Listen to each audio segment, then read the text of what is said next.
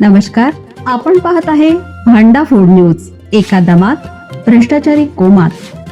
Social media, कर्जबाजारी, गुन्हेगारी, सट्टेबाजी, चोरी, मटका, जुगार, दारू, सावकारशाही, न्यायाच्या प्रतीक्षेत प्रशासन. भांडाफोड न्यूज. एका दमात भ्रष्टाचारी कोमात. भोंदू अशोक खरातला 5 दिवसाची पोलीस कोठडी. कोर्टाच्या सुनावणीत नेमकं काय घडलं? भोंदू अशोक खरात प्रकरणात मंगळवारी दिनांक 14 एप्रिल रोजी नाशिक सत्र न्यायालयात महत्त्वपूर्ण सुनावणी पार पडली असून न्यायालयाने आरोपीला चौथ्या गुन्ह्या प्रकरणी 18 एप्रिल पर्यंत 5 दिवसांची पोलीस कोठडी सुनावली आहे.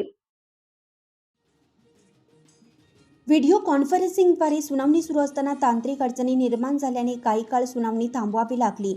न्यायालयातील आवाज आरोपीपर्यंत पोहोचत नसल्याने पोलिसांनी तत्परता दाखवत महिला पोलीस अधिकाऱ्यांच्या मोबाईलवरील व्हिडिओ कॉल करून खरातशी संपर्क साधला आणि त्यानंतर पुन्हा सुनावणी सुरू करण्यात आली. न्यायाधीशांनी आरोपीला पोलिसांविरोधात काही तक्रार आहे का असा प्रश्न विचारता त्यांनी नकारार्थी उत्तर दिले. सरकारी वकिलांचा गंभीर दावा. सरकारी वकिलांनी कोर्टात सांगितलं की आरोपी महिलांना पाणी किंवा पेढे देत असे, त्यामध्ये गुंगीचं औषध मिसळलं जात असल्याचा संशय आहे.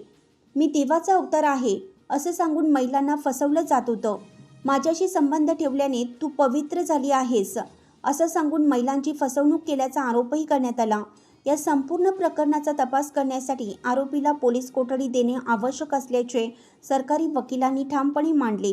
दुसरीकडे बचाव पक्षाच्या वकिलांनी याला विरोध करत याच मुद्द्यावर आधीच तपास झाला असून पुन्हा कोठडी देण्याची गरज नसल्याचा युक्तिवाद केला.